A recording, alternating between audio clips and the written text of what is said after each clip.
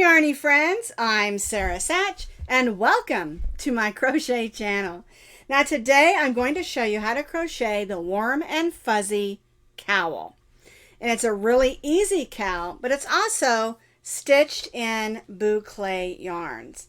Now this yarn is from Red Heart.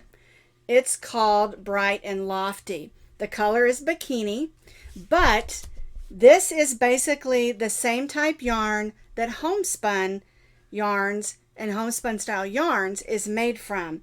It's a bumpy yarn with lots of bumps that can get in the way.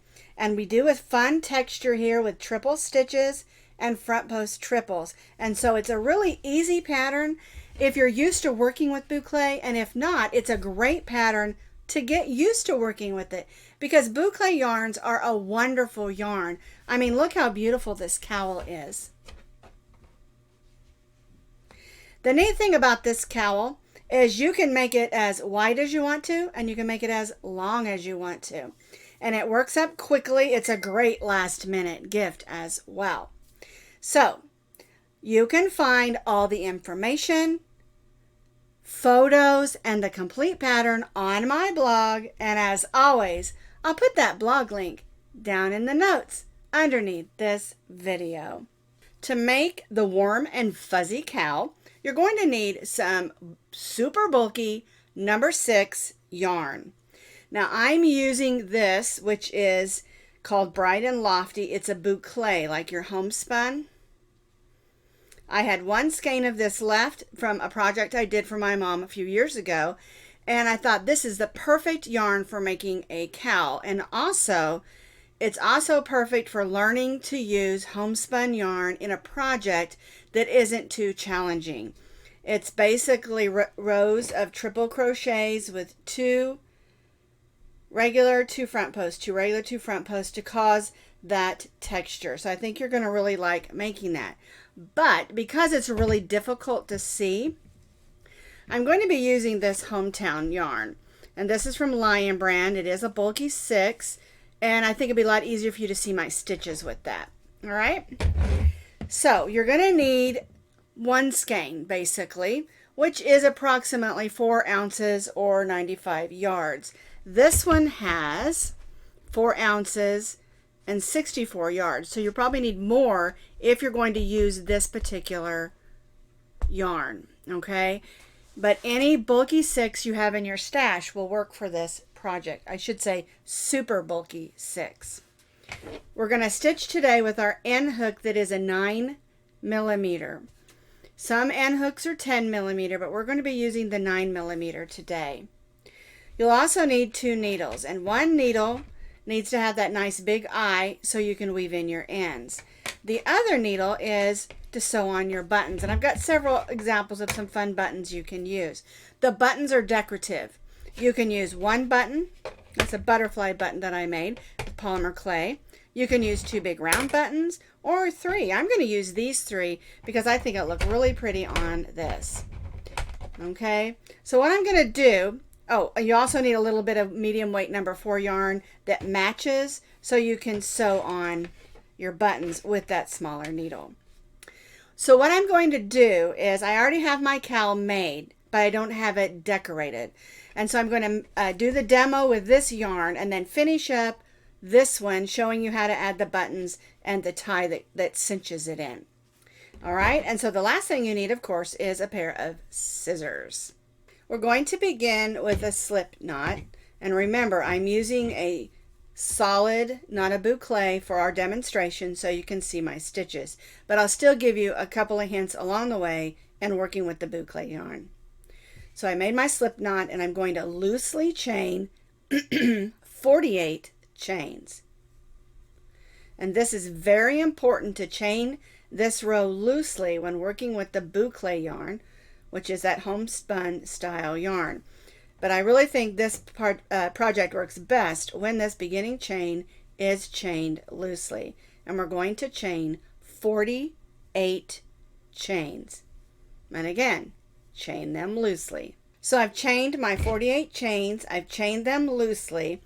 And the reason this is important is when you're stitching with a boucle yarn, which this is not, on this initial row, you need to be able to find those stitches. All right. So what we're going to do is we're going to join this chain very carefully without twisting it into a circle. So we'll join to that first chain. There we go. With a slip stitch, and we're going to chain 4 chains. 1, 2, 3, 4.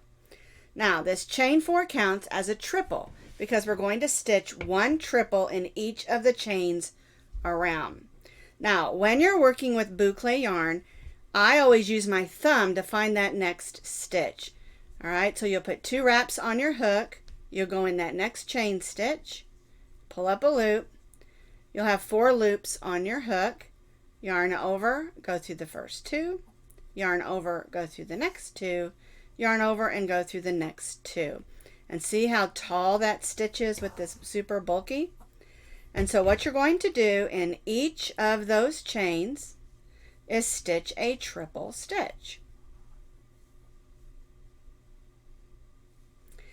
And the hardest part of this cowl is this row right here. I've got a knot there, but since this is a demo, I'm just going to keep going. If I was making the regular cowl, I would of course cut that and do a join. All right, so as you're working along your boucle, you're going to find that chain and stitch your triple in each of those chains. 2 wraps, go in, pull up a loop, yarn over, go through the first 2, yarn over, go through the second 2, yarn, oops, we got us a little hangers on her there. There we go. And through the last 2. And it makes nice tall stitches. Now, I'm going to show you on here, since this is already done, the way this looks. Now here's our beginning chain, and I had to find that chain with my thumb and stitch my triple. And you're going to stitch a triple in each one of those stitches around. And like I said, when you're trying to find that chain, find it with your thumb, do your triple stitch. Go to your next one, find it with your thumb, and do that triple stitch. When you get through this first row, the rest of this cowl is a piece of cake. It really is. This first row is the hardest one. So take your time, find your stitches with that thumb, and stitch a triple in each of those chain stitches. And they're nice tall stitches. So on our demo here, I stitched 1 triple stitch in each of the chain stitches around, or the chains. Chains are stitches. Anyway, you need to have 48 triple stitches. All right, so we're going to join to the top of that chain 4 with a slip stitch and chain 4. And once you've got to this point, the rest of this is super easy. All right, so for row 2, our chain 4 counts as our first triple, so we're going to stitch a triple in the next stitch. And again, use your thumb and your finger to find where those stitches are. All right, now the next 2 stitches are going to be front post triple stitches.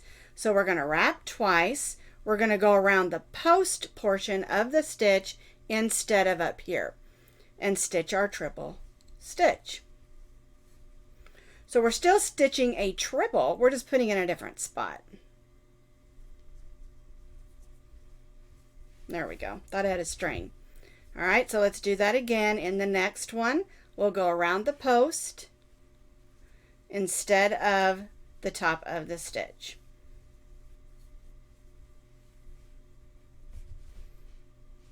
So we have 2 triples, our chain 4 and a triple, and then 2 front post triple stitches. And what we're going to do for row 2 is we're going to alternate 2 and 2. So next stitch is going to be a triple in the regular spot where we usually put it. Then we'll stitch another one.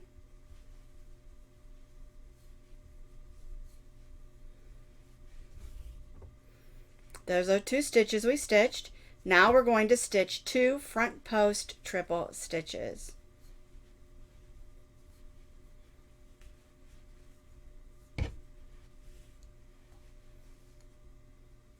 Oops. This yarn is just a little bit splitty. All right, let's try that again. There we go. It was getting hooked. All right, so now we've stitched another set of 2 triples and 2 front post triples, and you can see that texture there. And this is what we're going to do on row 2. We're going to stitch 2 regular triples, 1 in each of the next 2 stitches.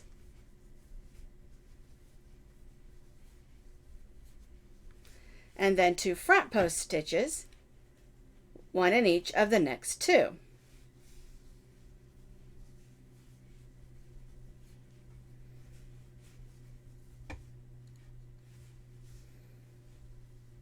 And this is why I wanted to use a yarn that was still a bulky 6, but not the boucle. So it made it just a little bit easier for you to see what I'm doing here. All right. Let me turn that angle a little bit so you can see. 2 regular triples and 2 front post triples. And so we're going to alternate this, working all the way around, 2 and 2, 2 and 2, 2 and 2, all the way around, and then join back to that first chain 4. So I completed row 2. We've got 2 triples, 2 front post triples, 2 triples, 2 front post triples, repeated all the way around.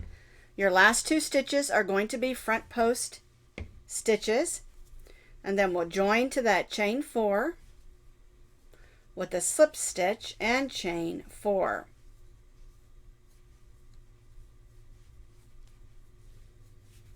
And so now for row 3, we're basically just going to repeat what we did for row 2. Our chain 4 counts as our first triple, then we'll triple in the next, then we'll front post triple in the next 2 front post triples. And it makes it really easy on this row because you can find those front post triples easily. And as you work these rows, those front post triples will really stick out. Even with the boucle yarn, it gives you a little bit of texture without a real intricate stitch. And that's one thing about those boucle yarns, is you can't really do a real intricate stitch because it just gets lost in all the little bumps that are in that boucle yarn.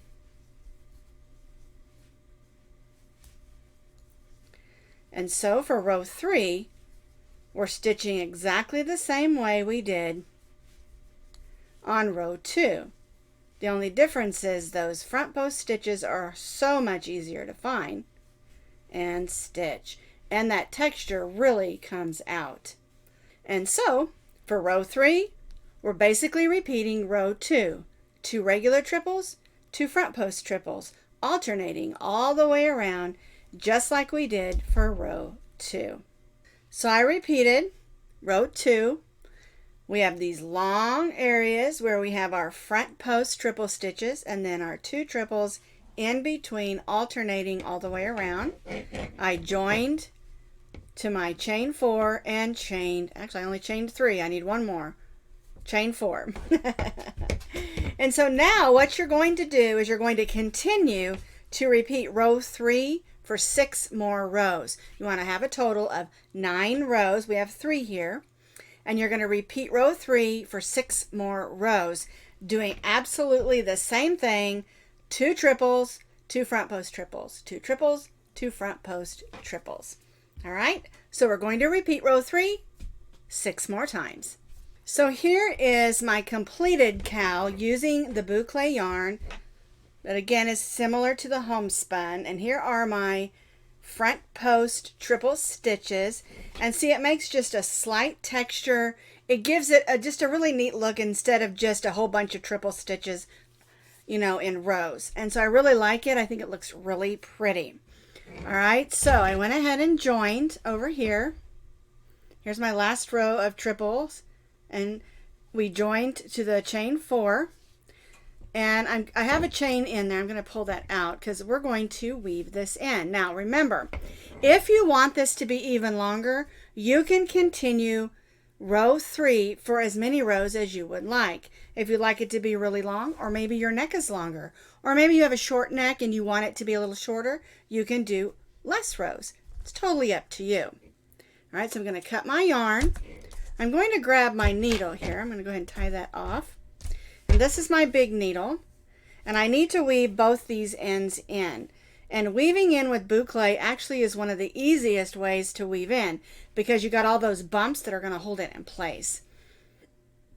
Okay, so I'm just going to go down through some stitches here. There we go. Go up a little bit. Go sideways, go through stitches, go through the fibers, and just make that secure. Okay, and then I'll just cut that. And now I'm going to do the other end, and then I'm going to show you how to make the tie and sew on your buttons. So now my cowl is all tidied up. My ends are all securely weaved in, and now we're going to make a tie. And all we're going to do with the tie is chain again. There it is. There's the end. And this chain, you don't need to worry about making it a little bit loose. It can be nice and snug. You can even double it if you want an even thicker chain and stitch through 2 strands of your yarn. All right. So I'm just going to start chaining, and I'm going to chain 75 chains. And the reason I'm going to do that is I want it to be sort of long, but not real long. And of course, it's up to you how many chains you want your tie to be on your cowl. If you want to make it into a bow, you might want to chain more. If you just want to hook it on, tie it on just to cinch it up a little bit, you can chain less. The amount of chains, of course, is up to you. I'm going to chain about 75 chains. So I think I chained more than 75. I just used the rest of my yarn since I had just a little bit left on this skein. So we're going to tie off. We want to make a knot up on the end of that chain. There we go, and we'll just clip that. And then we'll do the same thing to this other end. We'll tie a knot like right up on the end of that chain, and that's just going to keep it from coming undone. I call those stay knots. Tie a knot and you say stay. All right, so now we have a tie. But before we put the tie on, I want to show you how to sew your buttons on and how the tie and the buttons work together. So I decided I want to use these 3 flower buttons, all right? And I'm going to use this as the front. And so I want to put my buttons on like sort of maybe like this, or I don't know, haven't decided. But I am going to show you how to sew them on, and I'll decide as I go. So I've got some yarn that's similar to the color of my cowl, and I'm going to go in the stitch and make a loop. All right, I'm going to take my hook and I'm going to pull that string to the inside. There we go. That way we can tie a knot in that with that later. Then we'll just grab our button. And these buttons are decorative. They're not going to be buttoning and unbuttoning. So keep that in mind when you're stitching them on.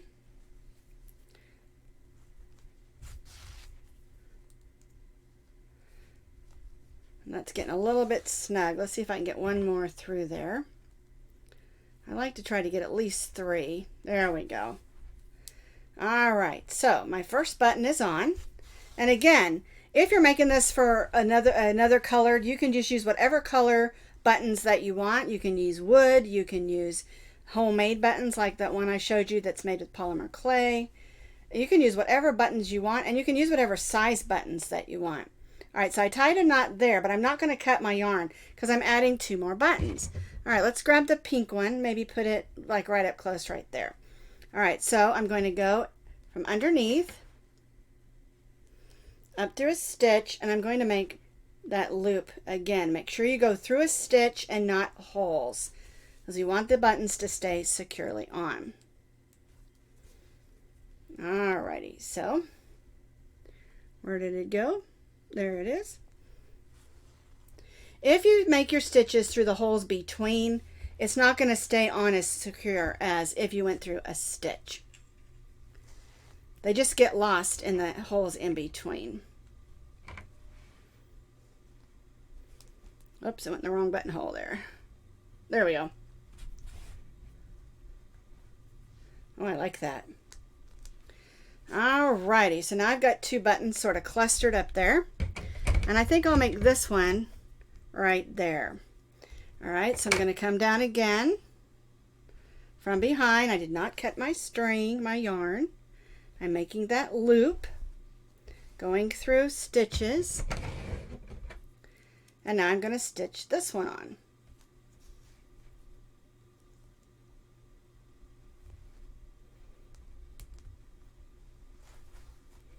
Now I have no set placement. It's just wherever you would like them. You can put them in a straight line. You can do them a straight line this way, do them this way. You can add 1 button, 2 buttons, 5 buttons, whatever you like and want to do. Use your imagination and the color of yarn that you're using and just match it up your best you can. Alright, so I've got my 3 buttons on. I like that. They're all clustered up there together. Okay, I'm going to go in the back. Here's where I started, so I'm going to come up through these stitches a little bit, not showing through the front. And then I'll tie the knots there. And that just keeps me from having to tie and retie.